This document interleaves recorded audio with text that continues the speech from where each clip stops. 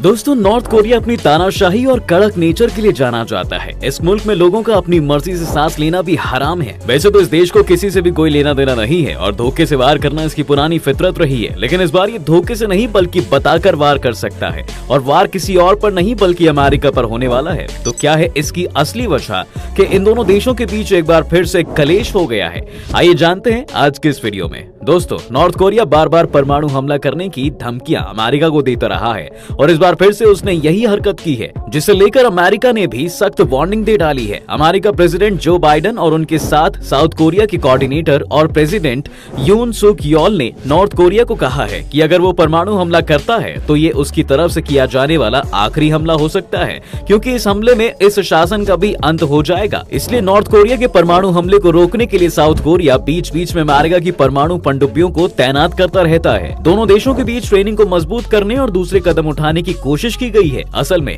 Biden को tension इसलिए है क्योंकि नॉर्थ कोरिया ने बैलिस्टिक मिसाइल का परीक्षण बढ़ा दिया है, जिसकी चिंता बाइडेन को सता रही है। इसलिए बाइडेन स्टेट विजिट पर वॉशिंगटन पहुंचे और यून से मुलाकात की। असल में यहाँ एक प्रेस कॉन्फ्रेंस रखी गई थी, जिसमें बाइडेन ने कहा कि उत्तरी कोरिया अगर अमेरिका या उसके साथी देशों के खिलाफ परमाणु हमला करता है तो ये अनएक्सेप्टेबल होगा और इसका अंजाम सही नहीं होगा। अब अगर इसके बाद भी नॉर्थ कोरिया अमेरिका या उसके साथी देशों पर हमला करता है तो इसके लिए अमेरिका पहले से ही कई सारी तैयारियां कर चुका है। असल में अप्रैल की शुरुआत में साउथ कोरिया और अमेरिका जंग की प्रैक्टिस कर रहे थे, लेकिन नॉर्थ कोरिया को उनकी इस प्रैक्टिस से लगा कि ये दोनों देश इनके मुल्क को मिटाने की कोशिश कर रहे हैं और इन्हें जंग के लिए उकसा रहे हैं। अब इसमें नॉर्थ कोरिया का भी ये कहना है कि अमेरिका नॉर्थ कोरिया के official name Democratic People's Republic of Korea के शॉर्ट नेम का इस्तेमाल कर रहा था।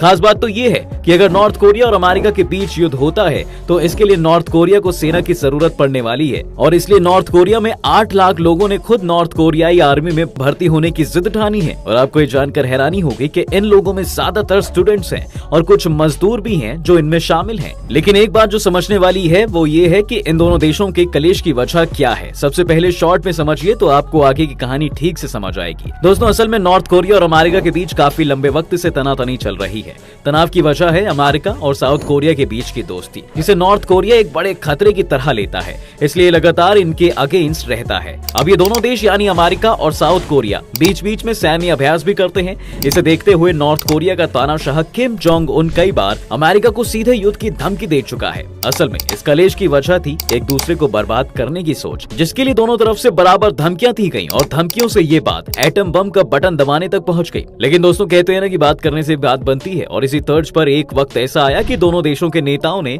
एक दूसरे से मुलाकात की और एटम बम से एक दूसरे को उड़ा देने वाले दोनों लीडर्स के बीच नजदीकियां इतनी बढ़ चुकी थी कि पहली बार अमेरिका राष्ट्रपति ने 70 साल पुराने अपने दुश्मन की सरजमी पर कदम रखा था। और ये देखकर पूरी दुनिया उस वक्त काफी ज्यादा हैरान थी जब अमेरिकी राष्ट्रपति डोनाल्ड ट्रंप ने उत्तर कोरिया की धरती पर कदम रखा था। ये वही तानाशाही देश था जिसने कुछ दिनों पहले अमेरिका को मिटाने तक की धमकी दे डाली थी, और दोनों देशों की वजह से दुनिया पर एटॉमिक वॉर का खतरा मंडरा रहा था। लेकिन ये किसी ने नहीं सोचा था कि दोनों देश एक दिन कभी इतने करीब आ जाएंगे। इन दोनों ने न केवल मुलाकात की बल्कि ट्रंप ने किम जोंग उन को व्हाइट हाउस आने का न्योता भी दिया। अब यूं तो कोरिया की कहानी में काफी उतार चढ़ाव आए, पर 70 साल पहले कोरिया एक ही था, यानी नॉर्थ कोरिया और साउथ कोरिया पहले एक हुआ करते थे। जैसे आजादी से पहले पाकिस्तान भी भारत का हिस्सा हुआ करता था, पर पार्टीशन के बाद अलग हो गए। कुछ ऐसा ही हुआ था नॉर्थ और साउथ कोरिया के बीच, मगर बंटवारे के बाद से ही साउथ कोरिया तो शांत रहा, इसलिए उसने कुछ वक्त के बाद डेमोक्रेसी की राह पर चलने के बारे में सोचा। लेकिन नॉर्थ कोरिया के साथ ऐसा क्या हुआ कि वो बमबाज और मिसाइल बाज बन गया था। हालांकि साउथ कोरिया के साथ उसकी दुश्मनी फिर भी समझ में आ सकती है, पर अमेरिका ने उसके साथ ऐसा क्या कर दिया कि ये देश इस देश की जान का दुश्मन बना अभी तक बैठा है। अब जरा इसे ऐसे भी समझिए, दुनिया के नक्शे पर ये जो दो मुल्क आपको नजर आ रहे हैं वो कभी एक हुआ करते थे। इनका बॉर्डर एक था, लोग एक थे, राष्ट्र एक था, राष्ट्राध्यक्ष एक था, मगर नफरत की बुनियाद पर खींची गई सरहद की इस लकीर ने देखते ही देखते उसे दुनिया का सबसे खतरनाक बॉर्डर बना दिया।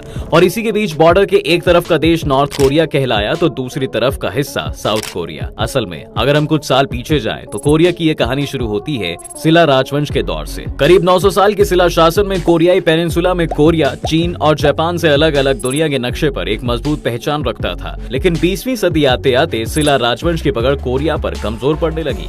कोरिया पेनिनसुला में करीब 1.5 दशक के रौब के बाद जापान ने 1910 में इस शिला राजवंश पर कब्जा कर लिया और यहीं से भड़कना शुरू हुई विद्रोह की आग।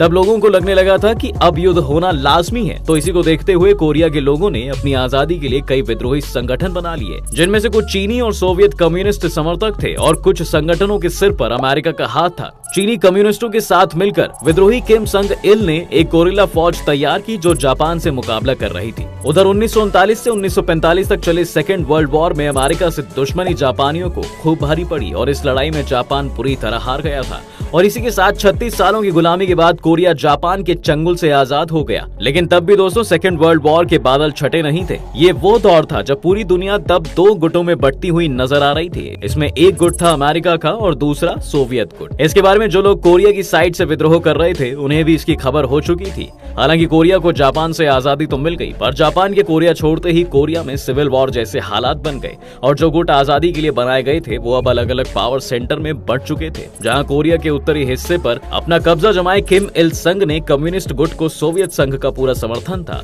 तो वहीं कोरिया के दक्षिणी हिस्से पर अपना दबदबा कायम किए हुए कम्युनिस्ट विरोधी नेता सिगमंड री के गुट को अमेरिका का जैसे आशीर्वाद था। अब हालात ऐसे बने कि दोनों के कब्जे वाले इलाकों को ध्यान में रखते हुए कोरिया के दो टुकड़े कर दिए गए और पार्टीशन के बाद एक साउथ कोरिया बना तो दूसरा नॉर्थ कोरिया। अब बंटवारे का विवाद अभी शुरू ही हुआ था कि जापान से आजादी के बाद 1947 में अमेरिका ने संयुक्त राष्ट्र के जरिए कोरिया को फिर से एक राष्ट्र बनाने की पहल की और इसी वजह से अमेरिका के साथ सिगमंड री ने पूरे कोरिया पर हक जमाते हुए सियोल में रिपब्लिक ऑफ कोरिया के गठन की घोषणा कर दी। पर कहानी में असली ट्विस्ट यहीं से आता है। हुआ ये कि 25 दिन बाद ही किम इल संग ने भी प्योंगयांग में Democratic People's Republic of Korea के गठन की घोषणा करके पूरे कोरिया पर अपने राज का ऐलान कर दिया और यही चीज दोनों देशों के बीच मिलिट्री और पॉलिटिकल लड़ाई बनती गई। ये लड़ाई चलते चलते 1947 से 1950 में आ गई कि तभी 25 जून 1950 को उत्तर कोरिया के शासक किम इल संग ने चीन और सोवियत यूनियन की मदद से साउथ कोरिया पर हमला कर दिया और यहीं से शुरू हुआ कोरियाई युद्ध। जी हाँ, इस लड़ाई में सोवियत यूनियन नॉर्थ कोरिया की तरफ था तो अमेरिका साउथ कोरिया की तरफ और ये युद्ध करीब 3 साल तक चला जिसमें लाखों लोग मारे गए। 3 साल की लड़ाई के बाद आखिरकार कई देशों के मीडिएशन के बाद 27 जुलाई 1953 में दोनों देशों ने इस लड़ाई पर रोक लगा दी, लेकिन तब भी दोनों देशों में तनाव बना रहा जो आज भी जारी है। और अगर आपने नक्शे को ध्यान से देखा हो तो आपको समझ आएगा कि इन दोनों देशों की सीमा को बिना किसी सिक्योरिटी के महज 2.5 साल की तारबंदी एक दूसरे से अलग करती है। यही वजह है कि इसे दुनिया का सबसे खौफनाक बॉर्डर माना जाता है।